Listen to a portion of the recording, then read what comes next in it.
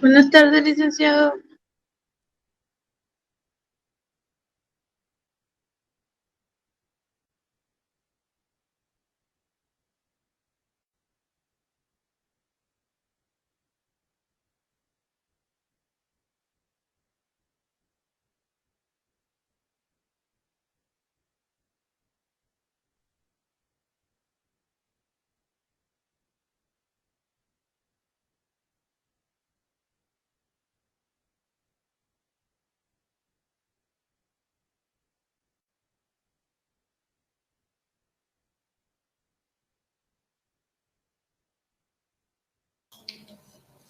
Buenas tardes, compañeros.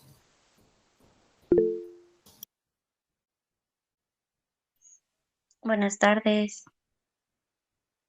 Buenas.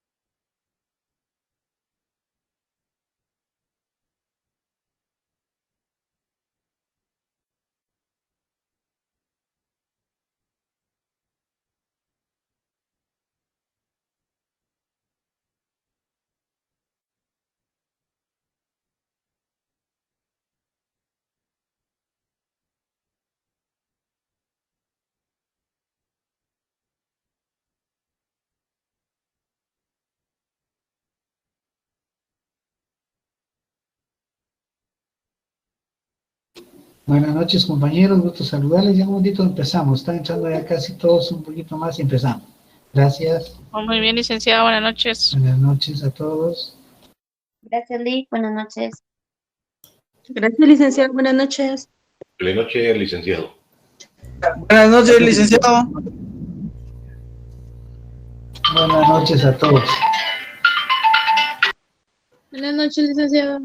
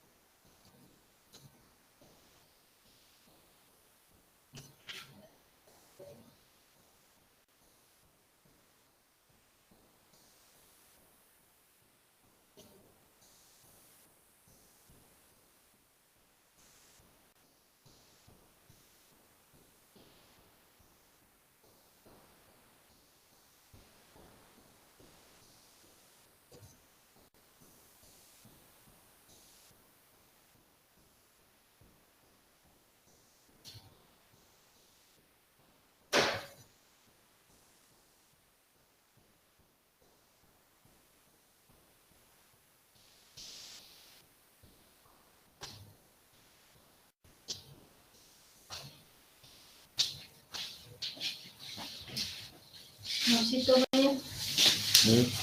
¿Cómo estás? ¿Y esas viejas quiénes son? Qué mal cara. Mira qué mal cara está el cine. Ese micrófono. No. Micrófono, por favor. Micrófono, compañero. Micrófono, compañero. Micrófono. Trébol.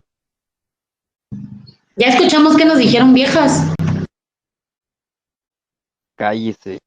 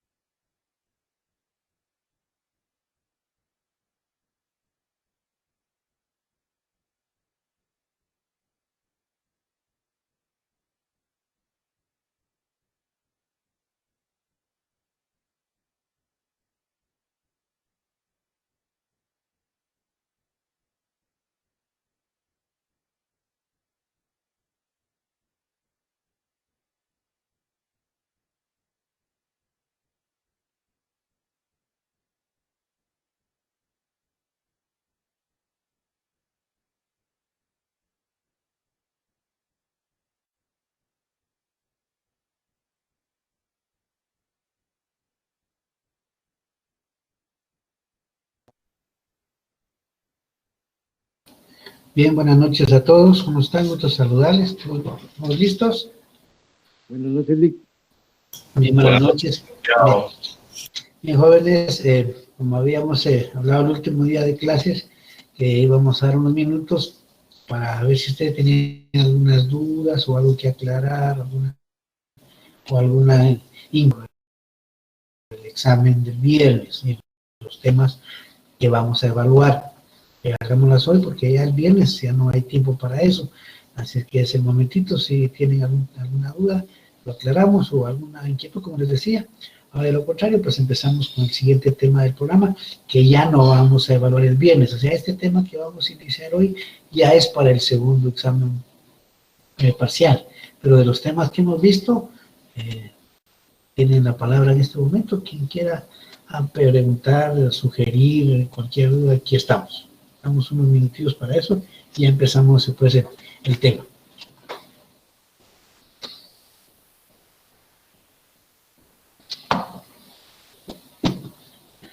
No hay ninguna duda, ninguna. Licenciado, con una pregunta. Sí, Alejandra. Las preguntas vamos a tener que escribir el concepto, selección múltiple. No, son de selección, es selección. Solo les encargo ahí de que lean bien, administren bien su tiempo.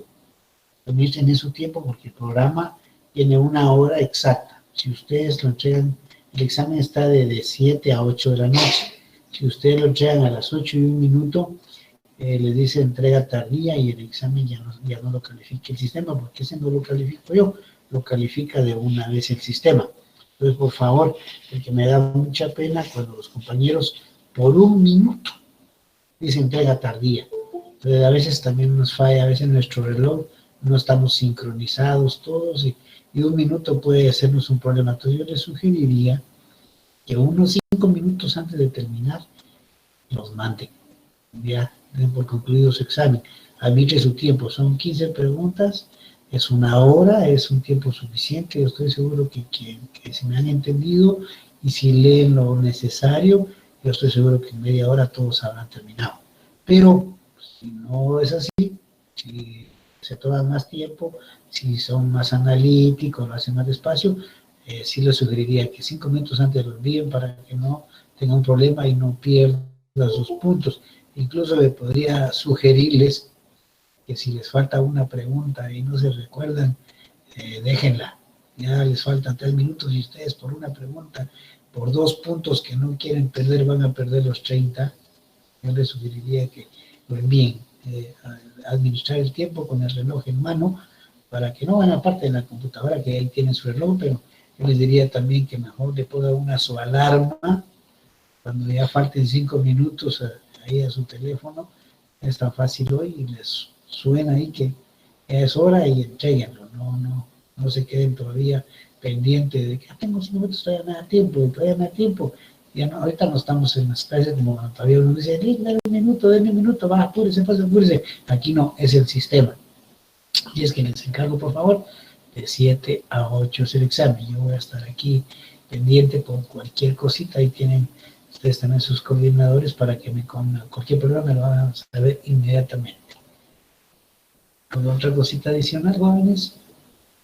Lick, perdone. Sí, Benjamín. Solo le quería consultar sobre el código de que vamos a utilizar en Classroom. Parece que era otro, ¿no? Sí, pero no sé por qué me habían puesto ese, pero ya les mandé el de hoy. Es el de hoy, ¿oyeron? Y eso vamos a ver. Muchas gracias. Sí, no sé por qué, pero yo se los mandé a decir que con tiempo desde hoy para que, claro, ahorita ustedes entran, no pueden contestar el examen pues, porque está programado, pero este de hoy es el que les envié. ¿Estamos ahí?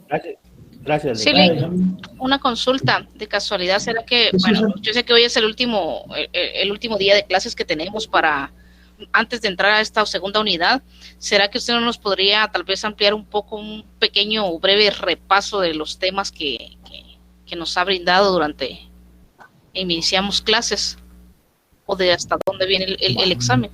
Yo sé que tiene contemplada una clase para el día de hoy, pero nos ayudaría de mucho, Lick, si nos pudiera dar así a grosso modo un breve repaso. Vale, vamos a hacerlo un poquito primero. Bueno, no da pena.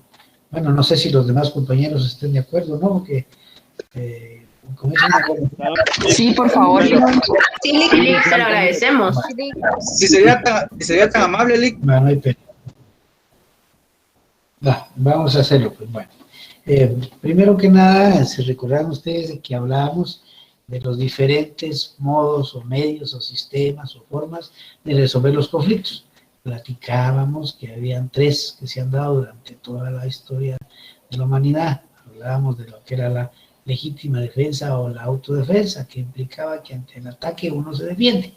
Y decíamos que era injusta, imparcial, irracional, porque la persona que es atacada instintivamente se defiende y ataca, y puede ser que el ofensor reciba un daño más grave que el que hizo.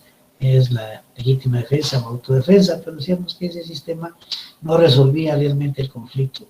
Los ciudadanos vieron que no era la forma adecuada y buscaron otra, y encontraron la autocomposición, auto de uno mismo.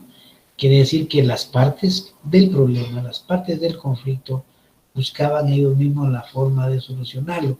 ¿Sí? Se sentaban como personas ya civilizadas a buscar una solución, autocomposición, y pues ya la forma de solucionarlo generalmente era resarciendo económicamente el daño causado. Hoy ya no podía usarse la misma violencia y seguir en el mismo juego, ¿verdad?, de nunca terminar. Entonces ya la autocomposición ya es, aunque sigue siendo parcial, porque son las partes, pero ya hay un raciocinio, ya las personas analizan, discuten, buscan la mejor solución, ya deja de ser egoísta, ya deja de ser parcial, ya se aleja de todo eso. Pero decíamos que las sociedades crecen, el ser humano desarrolla, todo cambia, pues va buscando cada día una mejor manera de organizarse, viene el Estado, ¿verdad? Surge el Estado y consecuencia del Estado surge el derecho, y el Estado pues se toma la función de resolver los conflictos, y decíamos que se da la heterocomposición. Heteros quiere decir otro, distinto, sea una persona ajena al conflicto lo resuelve, y después se le denominan, decíamos que empezamos con los árbitros, por ejemplo, ¿verdad? Pero en la actualidad son los jueces, y decíamos que lo que sucedió es que el Estado nos dijo, bueno, ya no van a resolver ustedes los conflictos, el Estado los va a resolver, pero les va a dar la facultad de que ustedes le pidan al Estado que intervenga y resuelva el conflicto, porque el Estado no puede ir de casa en casa preguntando quién tiene un problema, y nos da el derecho de accionar, el derecho de acción procesal, que ustedes vieron en su derecho romano. Esa acción procesal es lo que se traslada a nuestra Constitución como el famoso derecho de petición, pedir, ¿verdad? Yo pido. Ahora, cómo me resuelvan favorable o desfavorable, eso es otra cosa, pero el Estado nos está dando la facultad de que le pidamos como seres humanos racionales, ya fuera del egoísmo, de parcialidades y todo, ya dice, no, yo se lo voy a hacer. Yo les voy a crear una institución que les va a dar esa facultad de ir al Estado y pedirle que resuelva. Pero le voy a decir algo también, ustedes tienen el derecho de pedirme en contra de otra persona, pero esa persona también tiene el derecho a defenderse al debido proceso, y es lo que hemos leído en el artículo 12 de la Constitución, el derecho de defensa, y además en el artículo 16 de la Ley del Orden Judicial, que es el debido proceso. Entonces, bueno, yo voy a darles el derecho de petición, voy a darles el derecho de defensa a quien se está defendiendo, y les voy a dar el debido proceso a ambos, y les voy a crear las instituciones, les va a llamar organismo judicial, que les va a resolver sus conflictos. Esas son las tres formas en que se han solucionado los conflictos durante el desarrollo de la humanidad. Y es como surge el derecho, las clasificaciones del derecho. Vimos que hay muchas clasificaciones: derecho positivo, derecho vigente, derecho consuetudinario, escrito, no escrito, público, privado. Pero decíamos que nos interesaba a nosotros distanciar o diferenciar dos clases de derecho, el sustantivo y el adjetivo. Diferenciarlos en cuanto a su definición, porque van íntimamente relacionados. Decíamos que el derecho sustantivo nos señala nuestros derechos y nuestras obligaciones. Y eso lo encontramos, todos esos derechos lo encontramos en el Código Civil. Desde el primer artículo que ustedes encuentran en el Código Civil, encuentran encontrar derechos, pero también encuentran obligaciones, derechos. Recuerden ustedes de la personalidad, ¿va? Desde que nacemos, que nos tiene por nacidos siempre y cuando nazcamos en condiciones de viabilidad, ¿verdad? Tenemos capacidad de goce, el ejercicio será después, pero dan ustedes derechos, pero todo derecho genera una obligación. Recuerden eso, no hay derechos solos, no hay obligaciones solas. Y ese es el derecho sustantivo. Todo el derecho civil, todo el Código Civil es derecho sustantivo. Pero les explicaba de que de nada le sirve a una persona saber que tiene derechos si no existe una forma o un procedimiento para que se hagan efectivos, o en otras palabras, para que se cumplan esos derechos. Pues ahí es donde surge el derecho procesal. El derecho procesal nos señala la forma, el procedimiento de hacer efectivos los derechos sustantivos. Y decíamos que definiciones de derecho procesal hay una infinidad, pero lo importante es que ustedes sepan que a través de él se hacen efectivos los derechos sustantivos. Definiciones muy bonitas, la más completa que yo le dije que no se les olvide es la de Hugo Alsina, ¿no? Es una completa, pues engloba lo que es jurisdicción, lo que es competencia, lo que son las partes, lo que es el juez, toda la actividad que se hace en un proceso desde que se presenta la demanda hasta que se termina. Ahí tienen ustedes lo que es el derecho procesal. Y mencionábamos su naturaleza jurídica, y ya explicamos que su naturaleza jurídica es eminentemente pública. ¿Por qué es pública? Porque se impone aún en contra de nuestra voluntad. Nadie puede decir yo no lo hago así, porque no me gusta o porque no quiero, no. Tiene que hacerlo como dicen los códigos procesales, si no, simple y sencillamente se les rechaza. Y mencionábamos que en el caso del procesal civil y mercantil, cuando se presenta una demanda, hay que cumplir con los requisitos del 61, del 105, 106, 107, 108. Si no se hace, el mismo artículo 27 dice que será rechazado. Ahí está la sanción que inmediatamente surge. Perdón, un compañero me preguntaba de que les mandara un material para reforzar. Yo desde el principio les dije que no me mandaba materiales. Yo lo que quería era que ustedes estuvieran atentos a la explicación, que tuvieran sus códigos a la mano y que para completar se agenciaran de un libro nacional, un autor nacional. Y les mencioné a 3 autores nacionales para que puedan auxiliarse. Pero material que yo tenga así para mandarles no tengo. ¿Para qué les voy a mentir y para qué les voy a sacar fotocopia de un libro y escaneárselos y mandárselos? Si no, eso no tiene sentido. Lo que yo quiero es que ustedes me comprendan qué es cada institución. Derecho procesal, para hacer efectivos los derechos sustantivos. Su naturaleza jurídica pública. ¿Por qué? Se nos impone. Todo el derecho procesal, todo, sin excepción, es derecho público. No se les olvide, por favor. Eso está claro. Y mencionábamos que, como consecuencia de eso, también ser público es una de sus características. Es un derecho público. Se nos impone, se nos obliga legalmente. ¿Cumplimos con lo que la ley dice o simplemente se nos rechaza? Decíamos también que es un derecho formal. La forma, ¿verdad? La forma, cómo se organizan los tribunales. Hemos ido viendo poquito a poco cómo están los juzgados cuando hemos leído el artículo 58, por ejemplo, de la ley del órgano judicial. Ahí está cómo está distribuido los órganos jurisdiccionales. Es un derecho formal. Decíamos que es un derecho instrumental. Algunos libros dicen de medio. También lo mismo, es un medio o es un instrumento para que se cumplan los derechos sustantivos. Y por último decíamos que era un derecho autónomo. ¿Por qué es un derecho autónomo? Porque tiene su propio principio, sus propias instituciones, su propio contenido doctrinario, sus propios métodos, su propio campo de aplicación. Eso estábamos claros ahí.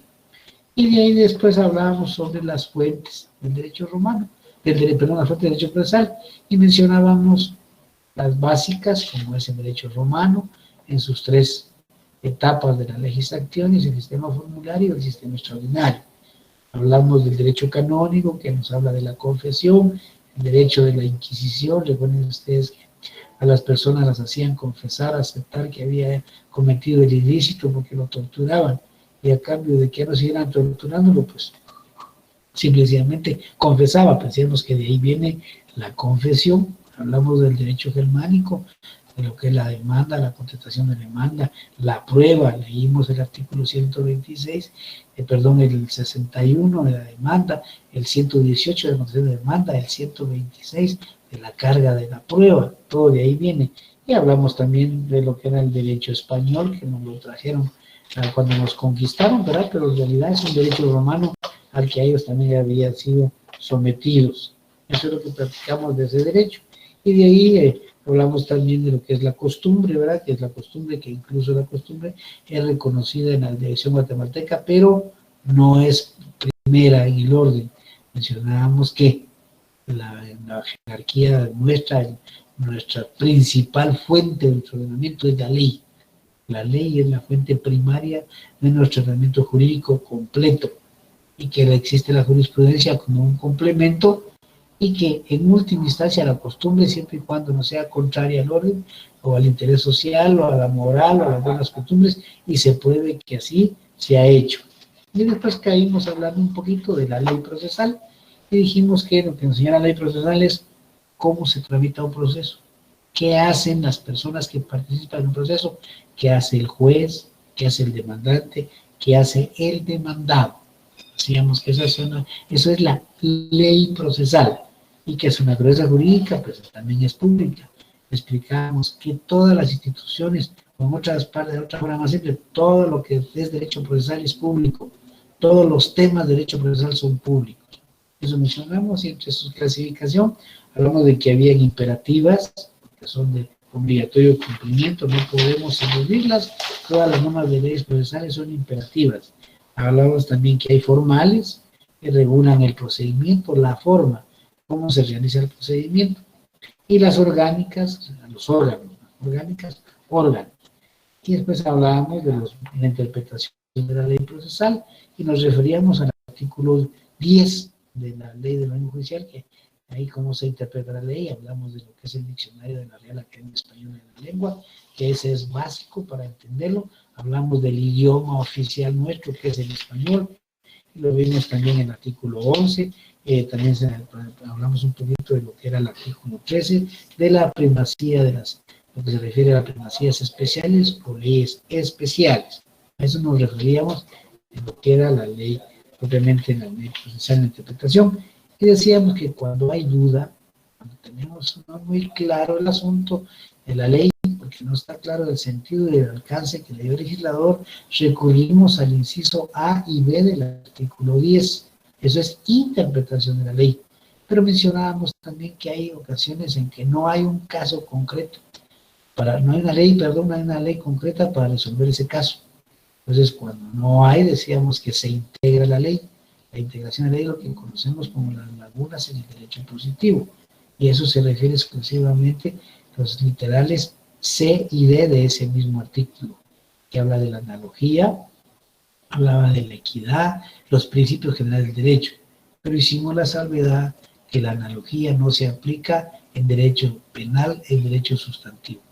No se pueden crear figuras delictivas por analogía. Procedimiento sí, procesal sí, pero figuras delictivas no. Si está regulada una ley de las penales, tantas que hay, es delito. Si no, no hay.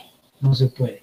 Ahora, en otras materias, como el laboral civil, ahí no hay problema. Administrativo no hay problema. Pero en penal no se aplica la analogía para crear delitos.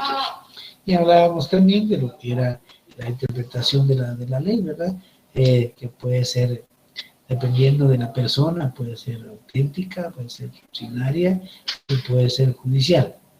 Mencionamos que la auténtica es la que realiza el mismo órgano que la crea, el organismo legislativo, el Congreso de la República. Hablábamos de la judicial o usual, que también se llama, que es la que se realiza todos los días en los tribunales. Ahí todos los días están dictando resoluciones que vamos a ver en su momento cuáles son las clases de resoluciones que hay, y ahí las están dictando. Pues en ese sentido están ellos simple y sencillamente interpretando la ley a diario. La judicial usual y la ordinaria, decíamos que esa pues le corresponde exclusivamente a las personas que se dedican al estudio del derecho. Pero también hablamos de la interpretación extensiva, la restrictiva, la analógica, la declarativa y la derogatoria. Vemos que la extensiva hay que ir más allá de lo que dice la ley máxima cuando hay que defender derechos humanos. Y hablamos del artículo 2 de la ley de amparo. Y restrictiva, decíamos que al contrario hay que restringir para resolver de acuerdo a lo que dice la ley para ser lo más justo que se pueda. Y mencionamos de la restricción de lo que son las leyes especiales, el artículo 13 de la ley de orden judicial. Hablábamos de la derogatoria, decíamos que la ley está vigente, pero por las circunstancias del momento ya no se aplica, entonces como que estuviera derogada. Y decíamos que la analógica, pues hay que buscar los similares de la analogía. Y por último, la declarativa era fijar con claridad y precisión el sentido del alcance que le dio el legislador. Hablamos también de los métodos de interpretación de la ley, hablamos del método gramatical, de acuerdo al sentido literal o significado literal de las palabras. Pero le decíamos que ahí tenemos que usar un poquito todas las reglas de ortografía, lo que era el punto seguido, punto aparte, el coma, el punto y coma, la puntuación. Antes del PIB escribo M, todas las palabras terminadas en NS o vocal van tildadas. Eso lo decía que es vital para el método gramatical. Y, por otro lado, hablando del método sistemático, decíamos que la ley es un sistema, todo está íntimamente relacionado. Si ustedes ven los códigos, tienen divididos en libros, en títulos y en capítulos, y les hacíamos una comparación con nosotros, ¿verdad? Que somos un sistema total en todos los sistemas que nos enseñaron en ciencias naturales. Recuerdan ustedes que nos decían cabeza, tronco y extremidades, y se recuerdan que hablaban del sistema circulatorio, del sistema respiratorio, es decir, todo eso, somos un sistema. Eso es en cuanto a la ley procesal. Y ahí creo que hablamos de lo que era la aplicación de la ley procesal en el tiempo y en el espacio. Cuando hablamos de tiempo, estamos hablando de días, semanas, meses, a eso se refiere, días, semanas, meses. Entonces, habían tres principios que no hay que olvidar: el principio de entrada en vigor, que nos regula el artículo 180 de la Constitución, y nos manda a la ley judicial en el artículo 6, es decir, 8 días después de su publicación, salvo que la ley amplíe o restrinja dicho término. Ahí están los métodos sincrónicos sucesivos que ustedes les enseñaron en su curso de Introducción al Derecho. Y hablábamos también del principio de abrogación o derogación, ¿verdad? Y decíamos que en el caso de Guatemala no diferencia la parcial ni la total, simplemente dice la ley se derogan por. Mencionábamos, recuerdo que era el artículo 8, algo así, de la ley oficial, les hablábamos, y el principio de irretroactividad, que la ley siempre se aplica hacia adelante, nunca hacia atrás, se aplica para todo lo futuro. La única excepción la encontramos en lo que era propiamente el derecho penal si favorecía al reo. Mencionábamos la Constitución en su artículo 15 y también mencionábamos en la ley oficial, ¿en qué artículo me recuerdo en este momento? Creo que hablábamos de, ¿alguien se recuerda cuál es el artículo que hablábamos? El 7, que era la ley de orden judicial de la irretroactividad. Y en cuanto a los efectos de la ley en el espacio, territorio, decíamos que la ley procesal es eminentemente territorial. Leímos en aquella oportunidad el artículo 5. Se aplica a todas las personas que estén en el territorio, nacionales o extranjeros. Pero ahí mismo está la excepción que se refiere a los tratados y convenios internacionales firmados por Guatemala. Y explicamos entonces que existe el estatuto personal, el estatuto real, ¿no? Ya decíamos que el estatuto personal se refiere a las personas. Se reconoce cuando un ciudadano extranjero viene a Guatemala, pues reconocemos su estado y su capacidad. Así su capacidad en cuanto a su mayoría es distinta a la nuestra, tenemos que aceptar su situación y así como su estado civil. En la forma en que ellos contraigan matrimonio puede ser muy distinta a la nuestra, los derechos y obligaciones pueden ser muy diferentes a los nuestros, pero hay que respetarlo. Como decíamos, si nosotros viajamos fuera de Guatemala, a donde vayamos nos respeta nuestra mayoría de edad, todo también nuestra capacidad, todo referido porque vivimos en un lugar que se llama nuestro domicilio. Y hablábamos del estatuto real de los bienes cuando se trata de inmuebles especialmente, se tomará en cuenta la ley del lugar donde está situado el inmueble. Si está en Guatemala, hablar de un conflicto independientemente de la nacionalidad de las personas, se aplicará la ley guatemalteca porque aquí está el bien. Pero si el bien inmueble está situado en el extranjero, se aplicará la ley de ese país porque allá está situado. Eso es lo que hablábamos de las leyes CITAE. Y las formalidades extrínsecas e intrínsecas de los actos y los contratos, decíamos que se toma en cuenta exclusivamente el lugar donde se firmó, donde se celebró ese acto y ese contrato. En eso habíamos visto la ley procesal. El otro tema que platicamos fue el tema de la jurisdicción, y decíamos que es la facultad que tiene el órgano judicial de administrar justicia, es decir, de resolver los conflictos que suceden entre los ciudadanos. Para eso nos dieron el derecho de petición, para eso se creó el derecho de defensa, para eso se creó el debido proceso. Y mencionábamos los elementos de la jurisdicción, 5, no se les olvide, que ya ustedes los conocen en el derecho romano: el notio, el vocatio, el coertio, el judicio y el ejecutio.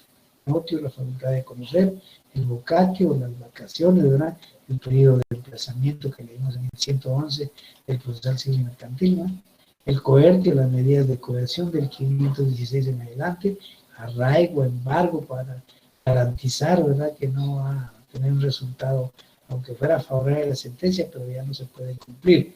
Son las medidas de garantía o medidas cautelares. El judicio era la facultad de dictar la sentencia, y leímos el 197 del procesal civil, dice la sentencia. Y por último, la ejecución, que se refiere al cumplimiento de las sentencias. Hablábamos que se encontraban del 294 del procesal civil mercantil en adelante, las ejecuciones. Y por último, le hablamos un poquito, si no estoy mal, de lo que era la competencia, que decíamos que todos los jueces, todos, sin distinción alguna, todos tienen jurisdicción. Pero hay que tener un orden, que no se puede que un juez que esté aquí en Guatemala pueda conocer casos de San Marcos, del Peteña. Eso es un desorden, es un caos. Entonces se creó para esos fines la competencia, o sea, se distribuyó la jurisdicción y señalamos 5 clases de competencia: por territorio, por materia, por cuantía, por grado y por turno. Por territorio les explicamos que el país está dividido en departamentos, en municipios, y que en cada departamento hay por lo menos un juez de primera instancia, por lo menos. Hay lugares en que hay 2 hasta 3, y que en todos los municipios, en todos, hay juzgado de paz, por lo menos también 1, pero pueden haber mucho más. El territorio conocen de su respectiva suscripción territorial, no se pueden salir de ahí, salvo casos de emergencia, que también lo señalábamos, porque leíamos que los jueces tienen la obligación de analizar si tienen o no competencia. Se recuerdan de decir, los jueces tienen que establecer de oficio si tienen o no competencia. Eso lo dejamos claro, ¿no? Y hablamos también de la competencia por razón de la materia. Decíamos que en el caso nuestro hay materia penal, civil, laboral, administrativa y constitucional. Entonces, que de acuerdo a la pretensión que vamos a formular, así es como vamos a utilizar. Si es un problema laboral, pues vamos a acudir a un tribunal que tenga competencia en materia laboral. Si es civil, pues vamos a recurrir a un tribunal del ramo civil, que es el competente para conocer esos casos. Y también hablábamos de la alta competencia por razón de grado. Decíamos que aquí lo que se utiliza es el recurso de apelación, ¿verdad?, que un tribunal superior revisa lo de un tribunal inferior cuando las partes no están de acuerdo, haciendo uso de la famosa apelatio, que viene del derecho romano del periodo extraordinario, ¿verdad?, el recurso de apelación. Explicábamos que un juez superior revisa si el proceso, si el fallo está ajustado a derecho, como se dice normalmente, quiere decir que así se queda, no hay que cambiarlo. El fallo al final dice: se confirma la sentencia venida en apelación o venida en grado, y si no está bien, pues habrá que revocarla, modificarla, dependiendo de las circunstancias, ¿verdad? Eso es en cuanto al grado, la famosa apelatio. El turno, ya hablamos de lo que se refería a que no puede estar los juzgados cerrados, especialmente en materia penal, porque hay un principio constitucional que dice que los presos, los detenidos, perdón, no, pero los detenidos deben ser puestos a disposición de un juez dentro de 6 horas después de haber sido detenido. Entonces, que para eso se crearon los juzgados de turno, es decir, están trabajando las 24 horas en 3 turnos que se señalan que lo tienen en la actualidad. O sea, ustedes siempre van a encontrar abierto un tribunal de turno en lo que es, pero solo en materia penal, ¿verdad? Eso puede ser sábado, domingo, 25 de diciembre, 1 de enero, lo que sea, ahí tienen los 365 días del año, están abiertos, son los juzgados de turno, y además vimos los juzgados por cuantía, es decir, la cantidad. Ahí nos referimos a lo que dice el artículo 5, ¿verdad? De la cuantía que va desde 50,000 hacia atrás y 50,000 hacia arriba, de paz y de distancia, y vimos la ínfima cuantía de los juzgados de paz, que es a 10,000 quetzales, especialmente en lo que se refiere a los juicios establecidos en el capítulo de los juicios orales, en el artículo 211 del procesal civil y mercantil. Creo que hasta ahí habíamos llegado, ¿verdad? Espero que con el resumen en algo les ayude, no sé si tienen algo más o fue muy a la carrera, pero el tiempo apremia. La verdad que sí, mi licenciado, muchas gracias por su explicación, que Dios lo bendiga. Pues espero haberles por lo menos hecho un medio resumen de todo, ¿verdad? Para el día del examen no vayan a estar preocupados de que les voy a estar preguntando o que copien artículos, no hay nada que copiar, son 15 preguntas de selección, por eso le digo, por favor, seleccionen bien, no vayan a estar ahí perdiendo su tiempo en lo que llamo a fulano, en lo que llamo a sultano, no, traten de hacerlo, ante todo, háganlo por ustedes mismos, ustedes son los mejores medidores de lo que ustedes han aprendido y lo que yo medio les he transmitido, es que por favor, hagan un esfuerzo de obtener la mejor nota posible, como les decía, es poco el contenido, hay que aprovechar al máximo, no bajen de 25, 26, y mucho mejor si sacan 30, porque se ha dado tanto en este medio de ahora, que es más fácil, siento yo, puedo estar equivocado, que cuando se hace presencialmente, ha habido gente que sinceramente ha obtenido los 30 puntos.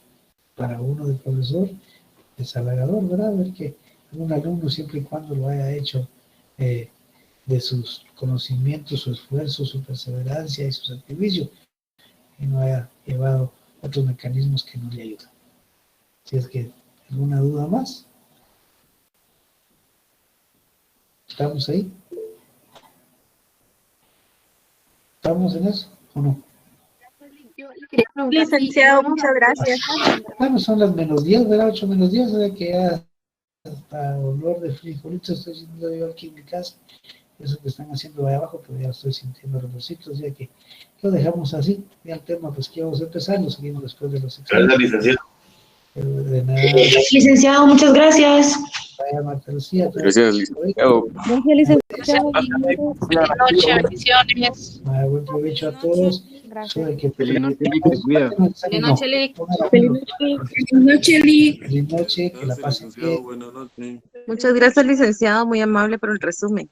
Bendiciones. Buenas noches. Gracias, licenciado. Buenas noches. Sí, Lick, gracias. Feliz noche. Muy agradecido, Lick, por el resumen. Se le agradece muchísimo, Lick. Gracias, licenciado. Feliz noche. Feliz noche, Lick, gracias.